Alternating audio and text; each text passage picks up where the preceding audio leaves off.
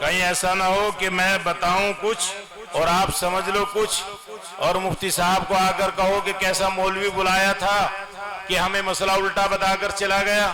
وہ جیسے ایک جلسے کے بعد ایک میاں جی، ایک ابا جی زیادہ عمر کے تھے، وہ وضو کر رہے ہیں، صبح میں فجر کی نماز بھی ہو گئی اور سورج بھی طلوع ہو گیا، وہ ہاتھ ہی دھو رہے ہیں۔ ان سے کسی نے معلوم کیا کہ ابا جی گھنٹوں ہو گیا آپ ہاتھی دھونے میں لگے ہوئے ہیں، کیا معاملہ ہے؟ کہ راتی تو بیان کرایا، اور حضرت جی آ رہے تھے، انہوں نے بیان کیا اور انہوں نے بتایا ہے کہ گھنٹوں تک ہاتھ دھونا چاہیے۔ مفتی صاحب نے بتایا تھا گھنٹوں تک ہاتھ دھونا چاہیے، اور ابا جی دھو رہے ہیں گھنٹوں تک، سمجھ گئے؟ تو جب آدمی نیند میں سنتا ہے، بتانے والا بتاتا کچھ ہے اور سننے والا سن لیتا کچھ ہے۔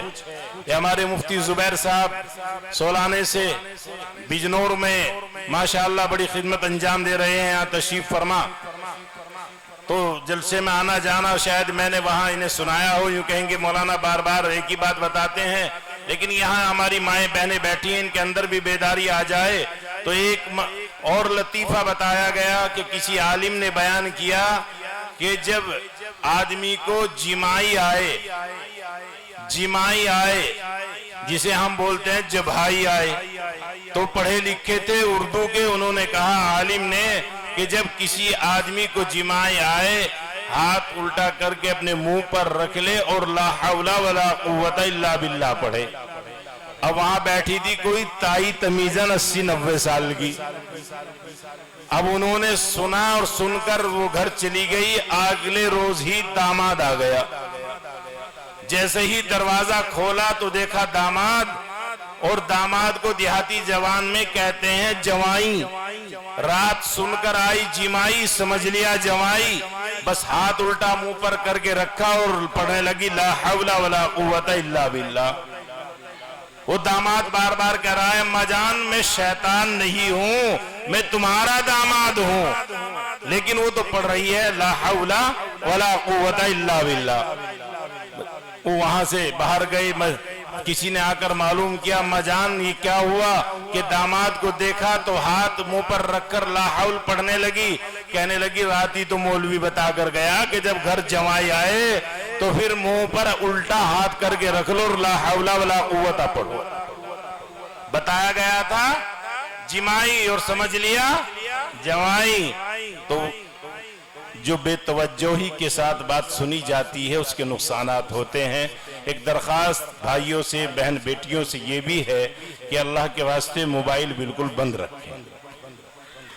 الحمدللہ نحمده ونستعینه ونستغفره ونؤمن به ونتوکل علیہ ونعوذ باللہ من شرور انفسنا ومن سیئات اعمالنا من يهده الله فلا مضل له ومن يضلله فلا هادي له ونشهد أن لا إله إلا الله وحده لا شريك له ونشهد أن سيدنا حبيبنا وشفيعنا ومولانا محمدا عبده ورسوله صلى الله عليه وعلى آله وأصحابه وسلم. أما بعد، قال الله تبارك وتعالى في القرآن المجيد والفرقان الحميد: أعوذ بالله من الشيطان الرجيم، بسم الله الرحمن الرحيم. يا أيها الذين آمنوا إن تنصروا الله ينصركم ويثبت أقدامكم. صدق الله العلي العظيم. بزرگان محترم، نوجوان ساتھیوں، پیارے بچوں اور میری اسلامی بہن بیٹیوں، یہ عظیم الشان اجلاس جب مغرب کی نماز کے بعد سے مسلسل چل رہا ہے اور اس مدرسے میں پڑھنے والی طالبات نے اپنے پروگرام کے ذریعے دین کی باتوں کو آپ تک پہنچایا، نعت نظموں کے ذریعے انہوں نے قرآن و حدیث کی باتیں آپ کو سمجھائی، مکالمے اور تقاریر کے ذریعے قرآن و حدیث کی باتیں آپ تک پہنچائی ہیں، اس کے بعد حضرات اکابرین کے بیان ہوئے ہیں۔ مجھے بھی حضرت مفتی زبیر صاحب، مفتی انصار اللہ صاحب حکم ہوا کہ تمہیں بھی اپنا سبق سنانا ہے۔ بہت تھوڑے سے وقت کے لیے میں بھی حاضر ہو گیا ہوں۔ دعا کیجئے اللہ تبارک و تعالی مجھے صحیح کہنے، آپ سب کو توجہ سے سننے اور ہم سب کو عمل کرنے کی توفیق نصیب فرمائے۔ سب کہہ دو آمین۔ ویسے تو حالات کچھ اور ہیں ایمان والو، رات دن ایمان والا محنت اور جد و جہد کر رہا ہے۔ یہ علماء، یہ اکابرین، یہ اہل مدارس، یہ اہل علم کوشش اور جد و جہد کر رہے ہیں کہ ایمان والے جو راہ بھول گئے ہیں، وہ سبق جو پیارے نبی محمد عربی صلی اللہ علیہ وسلم نے مدینہ منورہ مکہ معظمہ کی سرزمین سے پوری دنیا کے انسانوں کو سنایا اور سکھایا تھا، وہی سبق پھر سے پڑھنے اور سننے سمجھنے کی ہم سب کو ضرورت ہے، اور سن اور سمجھ کر ان باتوں پر عمل کرنے کی ضرورت ہے۔ اس لیے کہ دنیا کسی بھی قوم کی تعداد کو نہیں دیکھتی، دنیا ہمیشہ اس قوم کے اخلاق اور کردار کو دیکھتی ہے۔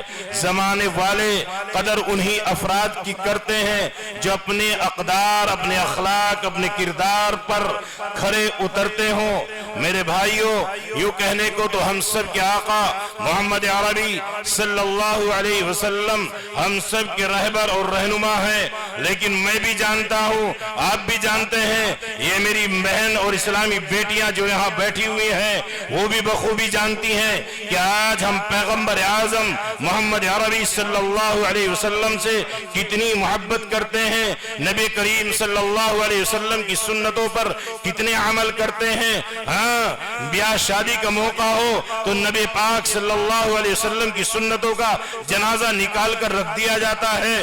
میں کہنے پر مجبور ہوں، اسی لونی کی سرزمین پر میں ایک نکاح میں شریک ہوا، اور جب میں اس نکاح میں شریک ہوا تو میں نے دیکھا گیٹ پر دو لڑکیاں کھڑی ہوئی ہیں اور دونوں کے ہاتھ میں گلاب کے پھول کی پتیاں ہیں۔ میں وہاں سے واپس ہو گیا، واپس جیسے ہی مڑا تو وہاں پر جو میزبان تھے وہ باہر مجھے ملے، وہ کہنے لگے کیا بات ہوئی؟ میں نے کہا کہنے کو آپ بھی حاجی جی ہیں، کہنے کو میں بھی عالم دین ہوں، جلسوں میں بیٹھ کر کس منہ سے میں اپنی قوم کے نوجوانوں، اپنی اسلامی بہن اور بیٹیوں کو کیسے سمجھاؤں گا کہ آج اگر ایک بیٹی اس کے سر پر دوپٹہ نہیں ہے، وہ بن سنور کر آج گیٹ پر کھڑے ہو کر اگر اس وقت کے کسی عالم کا استقبال کر رہی ہے تو اس عالم کو بھی ڈوب مر جانا چاہیے، اور وہ حاجی، وہ نمازی جو اس طرح کی شادی کر رہا ہے اسے بھی ڈوب مرنا چاہیے۔ یا تو نبی کی غلامی کا توق گلے سے نکال کر پھینک دو، یا پھر نبی کی غلامی کا توق پہنا ہے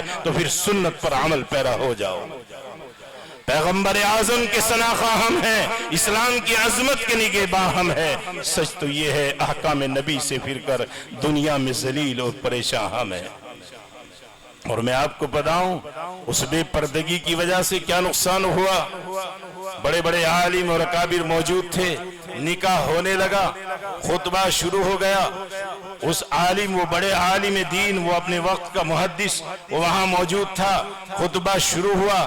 نکاح کا خطبہ ہونے کے بعد ان کے دل پر اتنا غلبہ تھا، اتنا احساس وہاں کے حالات کا تھا کہ وہ ایجاب و قبول ہی بھول گئے اور دعا کرانی شروع کر دی۔ تو وہاں برابر میں حضرت مولانا بدر الہدا صاحب جو کاندلہ سے تشریف لائے تھے، انہوں نے مجھے آگاہ کیا کہ یہ کیا ہو رہا ہے، دعا شروع ہو رہی ہے، ایجاب و قبول تو ہوا نہیں۔ تو میں نے ہمت کی، آگے بڑھ کر کہا حضرت ایجاب و قبول تو رہی گیا، اصل وہی ہے، خطبہ پڑھنا مسنون ہے، لیکن اگر ایجاب و قبول نہ ہوا، دلہے کے سامنے آپ بات رکھ کر اس سے ہاں نہ کرائی گئی کہ یہ نکاح آپ کا ہو رہا ہے تو نکاح ہی نہیں ہوگا۔ وہ دوبارہ سے پھر ایجاب و قبول ہوا، دعا ہوئی۔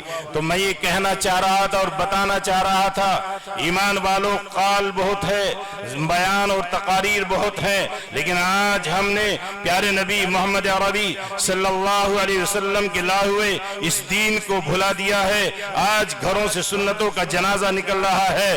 اے ایمان والے نوجوان، قرآن کریم کا مطالعہ تو کر، قرآن کریم پڑھ تو صحیح، اٹھا 18واں پارہ اور پڑھ تو تجھے ملے گا.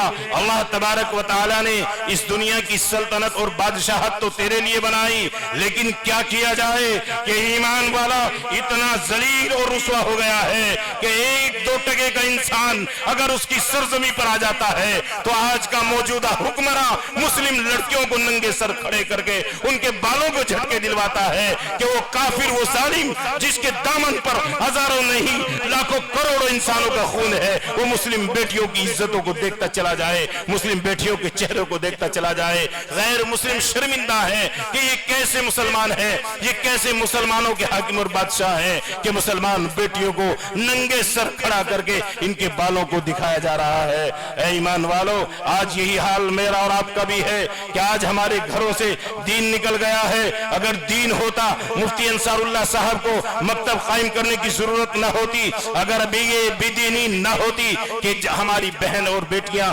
آج مذہب اسلام کو چھوڑ کر دوسری طرف چلی جا رہی ہیں، تو مفتی انصار اللہ کبھی یہ مکتب قائم نہ کرتے. انہوں نے جو بیڑا اٹھایا ہے یہ اسی لیے تو اٹھایا ہے کہ قرآن و حدیث پڑھ کر یہ بچیاں اپنے دین کو سمجھ لیں اور دین کو سمجھ کر خود بھی عمل کرنے والی بنے، اپنی عزت و آبرو کی حفاظت کرنے والی بنے، اور امت مسلمہ کی حضرت فاطمہ رضی اللہ تعالی عنہا کی روحانی سچی اولادیں بنے کہ وہ فاطمہ جب اللہ کے نبی صلی اللہ علیہ وسلم کے پاس تشریف لائی، چاند کی پہلی تاریخ تھی، چاند نکلا ہوا تھا. اللہ کے نبی نے معلوم کیا، اے میری بیٹی فاطمہ کیا تم نے چاند دیکھا ہے؟ حضرت فاطمہ خاموش رہی. پھر معلوم کیا، کیا تم نے چاند دیکھا ہے؟ حضرت فاطمہ رضی اللہ تعالیٰ عنہ گویا ہوئی. یہ بیٹیاں بھی سنیں اور یہ پیغام اپنے ساتھ لے کر چلی جائیں. اللہ کے نبی صلی اللہ علیہ وسلم کی لخت جگر فرماتی ہیں، ابا جان میں نے آج چاند نہیں دیکھا ہے.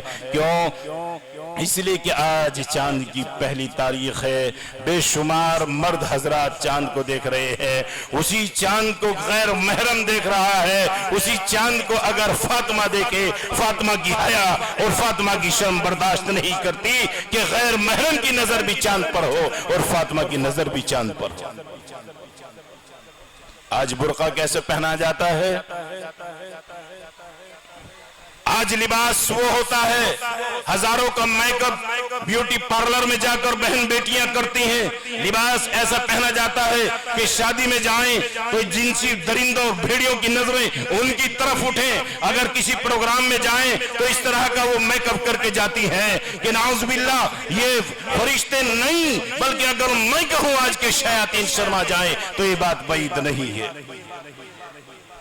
اے ایمان والو، میری بہن بیٹیوں، یہ مفتی انصار اللہ صاحب نے پہل کی ہے یہی سمجھانے کے لیے، اس دین کو بتانے کے لیے، اس دین کو آپ تک پہنچانے کے لیے، آپ کے گھروں میں دین کے چراغ کو روشن کرنے کے لیے یہ مکتب قائم کیا ہے تاکہ قرآن و حدیث کی تعلیمات سے آپ واقف ہو جائیں، آپ کو معلوم ہو جائے کہ آپ کون ہیں. حقیقت یہ ہے آج منصب میں بھی اپنا بھول گیا ہوں اور آپ بھی اپنا مقام بھول گئے ہیں. کیوں؟ اس لیے کہ دنیا میں اگر سب سے بہترین کوئی قوم روئے زمین پر اگر ہے، میرے اللہ کا کلام کہتا ہے وہ مسلمان ہے. اگر کوئی روئے زمین پر کوئی مذہب ہے، اللہ کا کلام کہتا ہے مذہب اسلام ہے. لیکن مذہب اسلام کے ماننے والے آج دنیا کی ٹھوکروں میں ہیں. یہ شہر جو کبھی فردا ہے کبھی ہے امروز، یہ شہر جو کبھی فردا ہے کبھی ہے امروز، نہیں معلوم ہوتی ہے کہاں سے پیدا. وہ شہر جس سے لرز جاتا ہے شبستان وجود، وہ ہوتی ہے بندہ مومن کی اذان سے پیدا. نہ آج مؤذن رہے، نہ آج صاحب کمال ہم رہے، نہ آج صاحب کمال نمازی رہے، نہ آج روزی رزق حلال کی کمانے والے مسلم قوم کے افراد رہے. اے ایمان والو، پھر سے آ جاؤ اور پھر سے وہیں پہنچو کہ سبق پھر پڑھ صداقت کا، عدالت کا، شجاعت کا، سبق پھر پڑھ صداقت کا، عدالت کا، شجاعت کا، لیا جائے گا تجھ سے کام دنیا کی امامت کا، آ لوٹ آ، وہیں سے تجھے کامیابی ملے گی۔ یہ مؤذن جو صدا دے رہا ہے، جو بلا رہا ہے حی علی الصلاۃ، حی علی الفلاح، اے نوجوان یہ تیری کامیابی کے لیے تجھے صدا دے رہا ہے۔ کبھی سوچا بھی کر، کبھی غور سے توجہ بھی کیا کر، 5 وقت اللہ کی بڑائی بیان ہوتی ہے، اللہ کی ایک ہونے کی شہادت دی جاتی ہے، پیارے نبی محمد عربی صلی اللہ علیہ وسلم کی رسالت کی گواہی دی جاتی ہے۔ اس کے بعد ایمان والے کو کہا جاتا ہے اے ایمان والے نماز کے لیے آ، اے ایمان والے نماز کے لیے آ۔ کیوں؟ اس لیے کہ تیری کامیابی کا راستہ مسجد سے ہو کر جاتا ہے، مسجد سے باہر کوئی بائی پاس ایسا نہیں ہے کہ تیری کامیابی کا راز تجھے وہاں مل جائے یا کامیابی کا راستہ مل جائے۔ کیوں؟ اگر تجھے دولت مل جائے سکون نہیں ملے گا، شہرت مل جائے سکون نہیں ملے گا۔ اگر اللہ کے گھر میں تو آ گیا اور اپنے سجدوں سے اللہ کے گھر کو مزین کر دیا تو انشاءاللہ دنیا میں بھی کامیاب اور آخرت میں بھی کامیاب کریں گے انشاءاللہ۔ اللہ کے گھروں کو آباد کریں گے۔ اے ایمان والے یاد رکھ، مائک ماشاءاللہ بہت شاندار ہے، آواز دور تک جا رہی ہے، لیکن بس میں یہ بتا دوں یہ جو نوجوان میرے وہاں تک بیٹھے ہوئے ہیں، یاد رکھ کسی کے نشانے پر یہ اللہ کے گھر، یہ مسجد، یہ مکتب، یہ مدرسے ہیں، اور اگر میں یہ کہوں کہ اس میں بھی قصور میرا اور آپ کا ہے تو خدا کی قسم میری بات غلط نہیں ہو سکتی۔ کیوں؟ سب سے پہلے اللہ کی اس نعمت کی ناقدری ہم نے کی ہے، سب سے پہلے مسجدوں کے سامنے گانا بجانا ہم نے کیا ہے، سب سے پہلے مسجدوں کے سامنے یا مسجد کے پڑوس میں آتش بازی ہم نے کی ہے، سب سے پہلے مدرسوں کی مخالفت ہم نے کی ہے، سب سے پہلے اپنے علماء کی مخالفت ہم نے کی ہے۔ خدا کی قسم دنیا میں کوئی ایسا جیالہ پیدا نہیں ہوا، اس روئے زمین پر کوئی ایسا نہیں تھا اگر تو اللہ کی نعمتوں کی ناقدری نہ کرتا جو تجھ سے تیری مسجد، تیرے مدرسے، تیرے مکتب چھین لیتا، کوئی ان میں تالا لگا لیتا۔ نہیں، ایسا نہیں ہو سکتا تھا۔ اگر آج ہماری بہن بیٹیاں دوسری طرف چلی جا رہی ہے اس میں بھی قصور ہمارا ہے۔ کیوں؟ اللہ کے نبی نے تو نکاح کو آسان کیا تھا، نکاح کو عبادت بنایا تھا، مسلمان نے نکاح کو تجارت بنا دیا، دوسرے کا گھر لوٹنے کا ذریعہ بنا لیا۔ مسلم بیٹیوں نے دیکھا کہ یہ مسلمان نوجوان جو جہیز کے لالچی ہیں، یہ مسلمان نوجوان جو میرے باپ کا گھر لوٹنا چاہتے ہیں، میری شادی میں سب سے پہلے رکاوٹ یہ ہے، اس لیے انہوں نے راستہ بدل دیا ہے، وہ دوسری طرف چلی گئی ہے۔ خدا کی قسم تو نیت صحیح کر لے اور اپنے بچوں کا نکاح سنت کے مطابق شروع کر دے۔ خدا کی قسم یہ بیٹیاں نہیں، دوسروں کی بیٹیاں سروں پر دوپٹہ رکھ کر امت مسلمہ میں شریک ہو جائیں گی اور محمد عربی کا کلمہ پڑھ لیں۔ لیکن آج پہل تو کرنے والے ہوں گے نا، کوئی تو کھڑا ہوگا، کوئی نوجوان تو کہے گا کہ میں کسی ایمان والی دوشیزہ کے سر پر دوپٹہ رکھ کر اپنے گھر لاؤں گا، میں اپنی محنت کی کمائی سے گھر میں چارپائی اور بیڈ بناؤں گا، میں دوسروں کے کھانے، دوسروں کے بیڈ، دوسروں کی بائک، دوسروں کے پیسے پر اپنی زندگی کو منحصر نہیں کروں گا۔ کون ہے ایسا نوجوان؟ آج کہنے والے بھی کہتے ہیں، سننے والے بھی سنتے ہیں، لیکن ہاں ان مدرسوں میں پڑھنے والے، یہ علماء کی جماعت بیٹھی ہے، یہ مولانا عبداللہ، یہ مفتی انصار اللہ، یہ مفتی زبیر صاحب، یہ مفتی شاداب صاحب، یہ علماء بیٹھے ہیں، یقیناً انہی جماعت میں سے، انہی میں سے نکلتے ہیں اور یہی اللہ کے نبی کی سنت کو زندہ کرتے ہیں۔ ابھی ایک نیک عالم، میں نام بتاؤں، جگہ بتاؤں، اس سے کوئی فائدہ نہیں، لیکن اگر کبھی ضرورت پڑے تو مفتی انصار صاحب سے نمبر لے لینا اور میں بتا دوں گا آپ کو کہاں ملاقات کر لینا۔ اپنے بچے کا نکاح کر کے لائے تو اپنے جہاں نکاح بچے کا کرنا تھا انہیں سب سے پہلے یہ کہا کہ میں 4-6 آدمی لے کر آؤں گا، سادگی کے ساتھ نکاح ہوگا، میرے گھر میں میں نے بیڈ کا بھی انتظام کر لیا ہے، کمرہ بھی بنوا کر دے دیا ہے، وہ کل تک جو آپ کی بیٹی تھی آج نکاح کے بعد میری بیٹی ہو جائے گی، اس کے لباس کا، اس کے کان ناک کی چیزوں کا میں نے انتظام کر لیا ہے، تمہیں صرف نکاح کرانا ہے اور صرف 10 آدمی آپ کے رہیں گے، 10 میرے، 4-6 میرے رہیں گے، اس سے زیادہ اگر مجھے بھیڑ نظر آئی تو میں بچے کا نکاح نہیں کروں گا، اپنے گھر واپس آ جاؤں گا۔ اور وہ میرے بھتیجے ہیں، رشتے میں میرے اتنے خاص ہیں کہ دارالعلوم کے ساتھی ہیں، لیکن میں بھی اس نکاح میں نہیں جا سکا، اس لیے کہ میں نے خود کہہ دیا تھا اگر میں نکاح میں شریک ہوا 10 آدمی اور بڑھ جائیں گے، نبی کی سنت کا نام رہ جائے گا، نبی کی سنت پر پورا عمل نہیں ہوگا۔ وہ دوپہر میں گئے، دوپہر کا کھانا کھایا، ہلکا پھلکا جو کھانا تھا، نکاح کے اپنے گھر آ گئے۔ آج ایسے نکاحوں کی ضرورت ہے۔ اگر بہن بیٹیوں کی عزت آبرو اور مذہب اسلام ان کے دلوں کے اندر جو مذہب اسلام ہے، جو دین ہے، اور وہ ایمان، اس کی حفاظت اگر چاہتے ہو تو سادگی کے ساتھ نکاح، جس میں نہ کوئی منگنی ہو، نہ کوئی چٹھی ہو، نہ کوئی جہیز ہو، نہ کسی قسم کی تلک کی رقم ہو، نہ کوئی بائک ہو، نہ کوئی کسی قسم کا جھگڑا ہو۔ ورنہ تو مسلمانوں کا حال یہ ہے کہ منگنی کرنے میں ایمان والا ٹوٹ جاتا ہے۔ یہی ضلع باغپت میں ایک گاؤں پڑتا ہے، وہاں 2 بچیوں کے انہیں اپنا بچیوں کا نکاح کرنا تھا، منگنی کے وقت 1 بیگھہ زمین فروخت کرنی پڑی، اور جب شادی کا موقع آیا تو تقریباً 3 بیگھے زمین فروخت کر کے جب بچیوں کا نکاح کیا۔ ایمانداری سے بتاؤ یہ بچیاں جو مرتد ہو رہی ہے، قصوروار مسلم سماج ہے یا نہیں؟ بہرحال بات لمبی ہو جائے گی، مجھے تو مختصر بات کرنی ہے، کبھی موقع ملے انشاءاللہ میں آپ کو تفصیل سے سمجھاؤں گا۔ بس ایک بات میری ذہن میں رکھ لینا، یہ بیٹیاں بھی لے کر جائیں اس بات کو، اور آپ بھی، جس نعمت کی ناقدری مسلمان کریں گے اس نعمت کو اللہ تعالیٰ چھین لیں گے۔ جمعے کی 2 رکعت پڑھنے لگے ہو، مسجدوں سے روح گردانی کرنے لگے ہو، مسجدوں پر تالے لگنے لگے، بلڈوز ہونے لگی، مولانا کی مخالفت کرنے لگے ہو، مدرسوں کی مخالفت کرنے لگے ہو، پوچھو ان علماء سے، ان کے پاس ڈاٹا ہوگا، تقریباً 100 مدرسے اسی اتر پردیش میں یا تو سیل کر دیے گئے یا اور مدرسے اللیگل کہہ کر ان مدرسوں کو ختم کر دیا گیا۔ ان علماء سے محبت کرو، مدارس اور مکاتب سے الفت رکھو۔ اگر آپ ان مدارس اور مساجد سے جڑے رہو گے، بچوں کو تعلیم دلاتے رہو گے، اپنے علماء کو سر آنکھوں پر بٹھاؤ گے، اللہ کی نظر رحمت تمہاری طرف رہے گی، دنیا میں بھی باعزت رہو گے، اللہ تعالیٰ آخرت میں بھی آپ کو عزت عطا فرمائیں گے۔ میں نے قرآن کریم کی ایک آیت پڑھی، اس کا ترجمہ بتا کر میں رخصت ہو رہا ہوں۔ اللہ تبارک و تعالیٰ نے اعلان فرمایا، یا ایھا الذین آمنوا ان تنصروا اللہ ینصرکم، اے ایمان والو اگر تم اللہ کی مدد کرو گے اللہ تمہاری مدد کرے گا اور تمہارے قدموں کو جما دے گا۔ کیسی مدد؟ کیسی مدد؟ اللہ کی مدد کیسی؟ اللہ محتاج ہے؟ نہیں، وہ غنی ہے، وہ بادشاہوں کا بادشاہ ہے، وہ بے نیاز ہے۔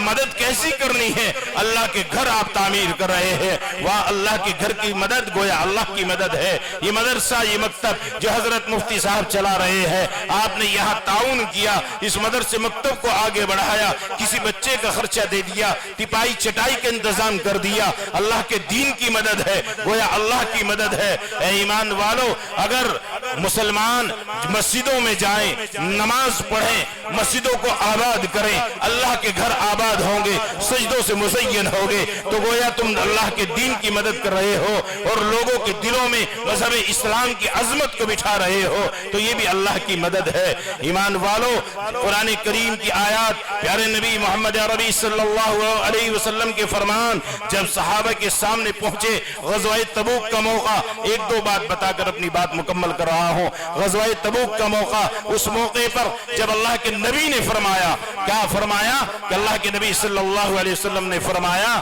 کہ آج مذہب اسلام کو تمہارے مالوں کی بھی ضرورت ہے، تمہاری جانوں کی بھی ضرورت ہے۔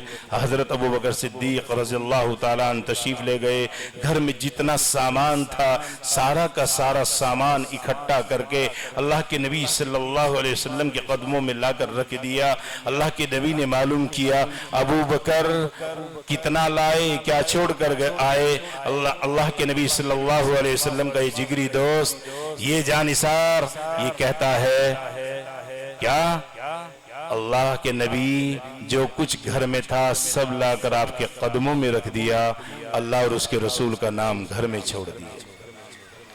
اما عائشہ فرماتی ہیں میرے ابا دوبارہ آئے، اور دوبارہ آ کر گھر کی دیوار پر ہاتھ پھیرنے لگے. میں نے معلوم کیا ابا جی کیا معاملہ ہے. کہا کہ یہاں ایک سوئی رہ گئی. میں نے سمجھا کہ یہ سوئی میرے گھر میں نہ رہے اور میں یہ سوئی لے جا کر اللہ کے نبی کے قدموں میں پیش کر دوں اور درخواست کروں کہ اگر میرے کسی مجاہد بھائی کا لباس پھٹ جائے تو یہ سوئی اس لباس کے سینے کے کام آ جائے.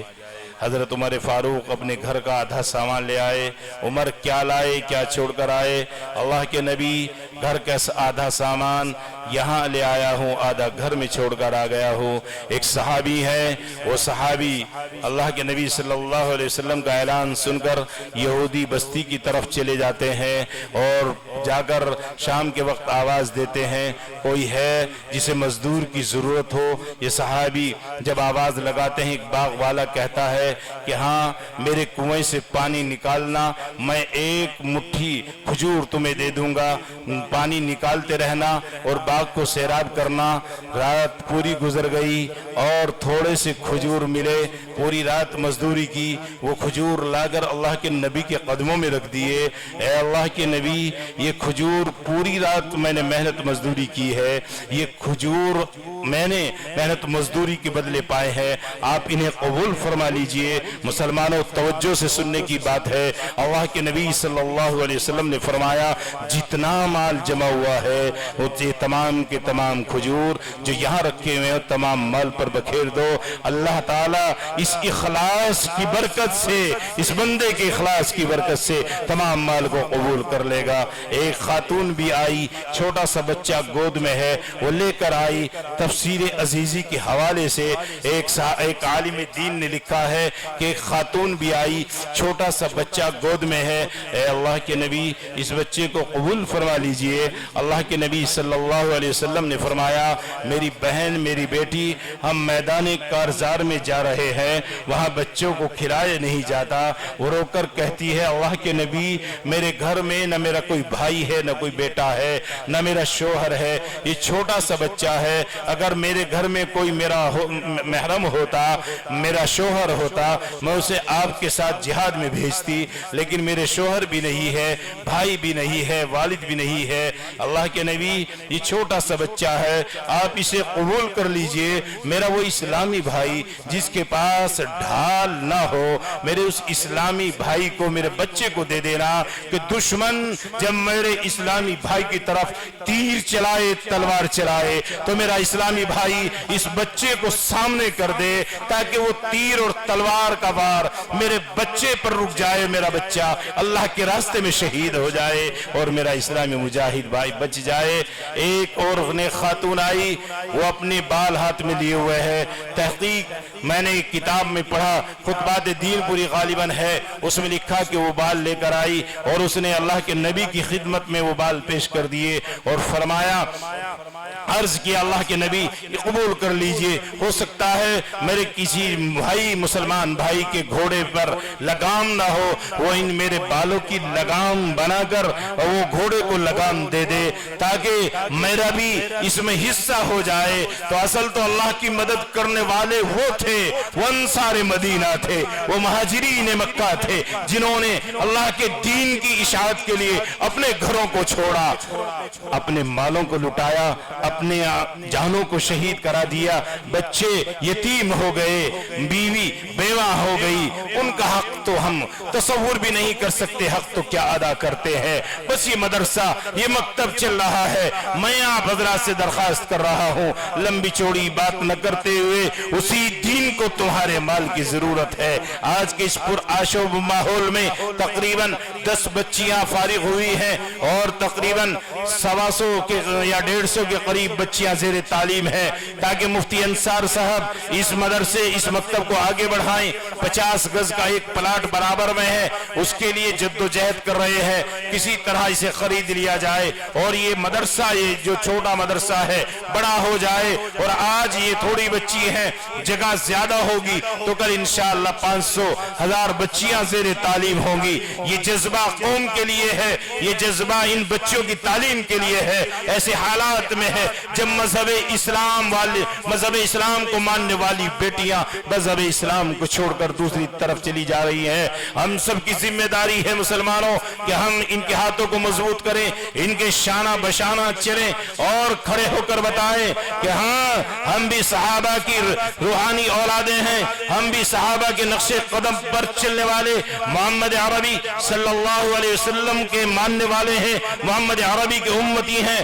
ایمان والو، ان ضرورت ہے کہ آپ کھڑے ہو جائیں۔ بس میں اس مجمع میں سے چاہتا ہوں کوئی ایک ایسا حاجی، نمازی، ایسا ٹھیکیدار، ایسا ایمان والا جو مذہب اسلام کے لیے، قرآن و حدیث کی تعلیم کے لیے، قرآن حدیث کی تعلیم کو آگے بڑھانے کے لیے، بچیوں کے ایمان کی حفاظت کے لیے کون ایسا اللہ کا شیر ہے جو آئے اور یہ کہے کہ میں 11,000 روپے سے مدرسے کا تعاون کر رہا ہوں؟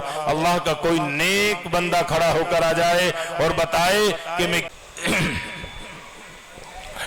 لا الہ الا اللہ الحلیم الکریم سبحان اللہ رب العرش العظیم والحمد للہ رب العالمین اللہم صلی علی سیدنا مولانا محمد وبارک وسلم ربنا ظلمنا انفسنا وإن لم تغفر لنا وترحمنا لنكونن من الخاسرين رب اغفر وارحم وانت خير الراحمين يا حي يا قيوم برحمتك نستغيث يا حي يا قيوم برحمتك نستغيث ربنا لا تجعلنا فتنة للقوم الظالمين ربنا لا تجعلنا فتنة للقوم الظالمين ونجنا برحمتك من القوم الكافرين ونجنا برحمتك من القوم الظالمين۔ مولا کریم ہماری خطاؤں کو معاف فرما۔ رب کریم جو صغیرہ کبیرہ گناہ آج تک ہم سے کیے، ہم نے کیے، ہم سے سرزد ہوئے ہیں، مولا کریم سب کو معاف فرما۔ جان کر انجانے میں جو بھی چھوٹی بڑی غلط ہوئی ہے مولا معاف فرما۔ مولا ہم سب تیرے در کے بھکاری ہیں، یہ جتنے بیٹھے ہیں، یہ جتنی یہاں ہماری بہنیں بیٹھی ہوئی ہیں، سب تیری محبت میں اپنی نیند کو قربان کر کے بستروں کو چھوڑ کر یہاں بیٹھے ہیں۔ مولا ان کے یہاں آنے کو، ان کے یہاں بیٹھنے کو، آج کے اس پروگرام کو، علماء کے بیانات کو، بچیوں کے پروگرام کو مولا اپنی بارگاہ میں قبول فرما۔ یا اللہ اس پروگرام کی برکت سے اس بستی پر اپنی خاص رحمت برکت نازل فرما۔ مولا خاص رحمت برکت نازل فرما۔ بیٹھنے والے مرد اور عورتوں کے دلوں میں جو نیک تمنائیں ہیں، نیک مرادیں ہیں، مولا ان کی نیک تمناؤں، نیک مرادوں کو پورا فرما۔ ہم سب تیرے محتاج ہیں۔ یا اللہ دنیا تو چاہتی ہے کہ ہمیں وہ اپنی ایڑیوں سے مسل کر ختم کر دیں۔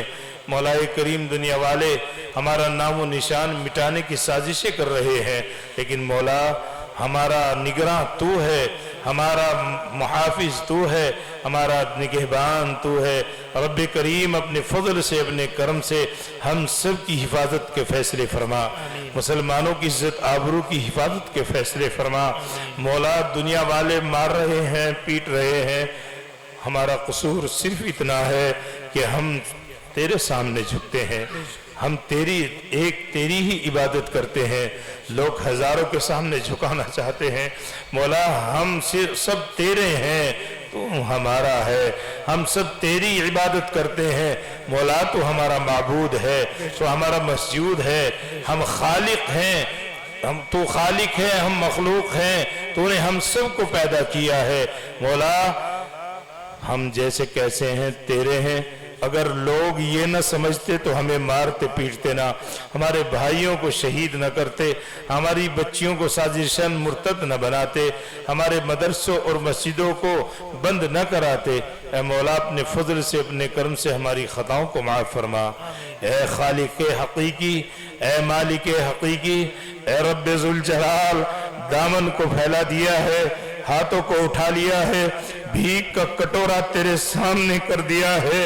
رب کریم اگر تو نے بھیک نہ دی، رحم و کرم نہ کیا تو ہم ہلاک و برباد ہو جائیں گے۔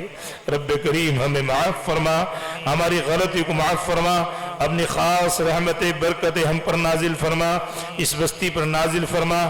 ہمارے اس مکتب اور اس مدرسے پر نازل فرما. یہ بچیاں جو عالمہ بنی ہیں مولا کریم اپنے دین کا صحیح نے ترجمان بنا. یہ اہل علم کا مجمع ہے, مجھ جیسے کم علم کم ظرف انسان کو یہاں لا کر بٹھا دیا ہے. مولا یہ ان کا حسن زن ہے, یا اللہ یہ ان کا بڑاپن ہے. مولا اپنے فضل سے اپنے کرم سے مولا اس عقیدت اس محبت کو ہمیشہ ہمیشہ کے لیے برقرار فرما. اور ان علماء نے جو بھروسہ کیا ہے مولا کریم اپنے فضل سے اپنے کرم سے ان کے دلوں میں جو نیک تمنائیں نیک مرادیں ہیں ان کو بھی پورا فرما, اور اس بھروسے کو بھی ہمیں قائم رکھنے کی توفیق نصیب فرما. مولا کریم ان نوجوانوں نے اپنی حیثیت سے بڑھ کر خرچ کیا ہے. مولا یہ مسلمان جو رات دن محنتیں کرتا ہے مولا لوگوں کی آنکھوں میں اس لیے کھٹک رہا ہے کہ لوگ اسے دوسری طرف لے جانا چاہتے ہیں. یہ شرابی کبابی ہو سکتا ہے لیکن مولا تیرا باغی نہیں ہو سکتا.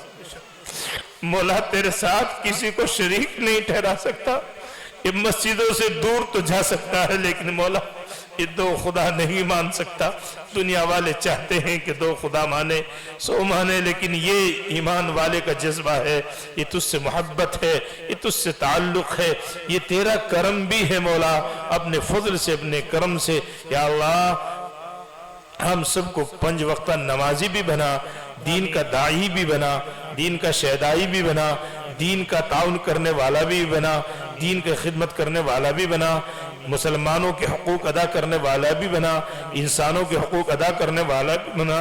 اللہ ہمارے اس ملک پر اپنی خاص رحمت برکت نازل فرما, امن و امان قائم فرما. مولا امن و امان قائم فرما. کچھ سرفرے نکل پڑے ہیں مولا, اس ملک کو تباہ برباد کرنا چاہتے ہیں, اس ملک میں خانہ جنگی چاہتے ہیں. مولا ہمارے اکابرین نے ہمارے بڑوں نے لاکھوں کی تعداد میں اس ملک کو آزاد کرانے میں قربانیاں دی ہیں, اسے سجانے سوارنے میں قربانیاں دی ہیں. مولا آج لوگ مسلمانوں کا نام و نشان مٹانے پہ تلے ہیں, تو نے خاص کرم نہ کیا تو مولا وہ لوگ اپنے منصوبوں میں کامیاب ہو جائیں گے. مولا اپنے فضل سے اپنے کرم سے ان لوگوں کو سمجھ عطا فرما, انہیں ہدایت نصیب فرما. یا اللہ اگر ان کے مقدر میں ہدایت نہیں ہے ان کا نعم البدل ہمیں عطا فرما. شہیروں کی شرارت سے حاسدوں کے حسد سے اس ملک کی حفاظت فرما. مولا ہمیں اپنے گھر سے زیادہ اس ملک سے محبت ہے, لوگ ہمیں غدار کہتے ہیں. مولا ہم نے کبھی کوئی غداری نہیں کی ہے, ہم نے اس سرزمین کو اپنے سجدوں سے مزین کیا ہے. مولا ہم نے گنگا جمنا کے پانی سے وضو کر کے تیرے گھروں کو آباد کیا ہے. مولا مر کر بھی ہم اس مٹی سے جدا نہیں ہوتے. اے مولا اپنے فضل سے اپنے کرم سے انہیں سمجھ عطا فرما. بہن بیٹیوں کی عزت آبرو کی حفاظت فرما, جو بیمار ہیں انہیں شفا نصیب فرما, جو پریشان حال ہیں ان کی پریشانیوں کو دور فرما, جو مقروض ہیں غیب سے ان کے قرضوں کی ادائیگی کے اسباب پیدا فرما. مولا مسلمان نوجوان بچوں کو سمجھ عطا فرما, مسجدوں کو آباد کرنے والا بنا, مساجد مدرسوں کو بھی آباد کرنے والا بنا. مولا اپنے فضل سے اپنے کرم سے مسجدوں کی جو ضرورتیں ہیں, محلے میں مسجد ہے اس میں بھی بہت ساری ضرورت ہے. مولا مسلمانوں کو اس میں تعاون کرنے کی توفیق نصیب فرما. مولا اپنے فضل سے اپنے کرم سے ایک بار پھر ہم بھیک مانگتے ہیں. مولا ہم بغیر ایمان اور بغیر کلمے کے ایک آن ایک لمحہ بھی جینا نہیں چاہتے. مولا جب تک ہم دنیا میں رہیں ایمان پر قائم و دائم فرما, ایمان پر قائم و دائم فرما. دنیا سے جانے کا وقت آ جائے تو رب کریم ایمان پر خاتمہ فرما. آخرت کی تمام منازل کو آسان فرما, موت کی سختی سے مولا حفاظت فرما, عذاب قبر سے حفاظت فرما. آخرت کی تمام منازل کو آسان فرما. یہاں بیٹھنے والے بزرگ بڑے نوجوان ساتھی ہیں, دلوں میں بہت سی تمنائیں لے کر آئے ہیں, علماء سے بے پناہ محبت کرتے ہیں, اپنے اماموں سے محبت کرتے ہیں. اے مولا تجھے ان کی اس محبت کا واسطہ یا اللہ تو اپنی خاص نصرت اور مدد کے فیصلے فرما. مولا ہماری دعاؤں کو اپنی بارگاہ میں قبول و منظور فرما. صلی اللہ علی النبی الکریم وعلی آلہ و اصحابہ اجمعین برحمتک.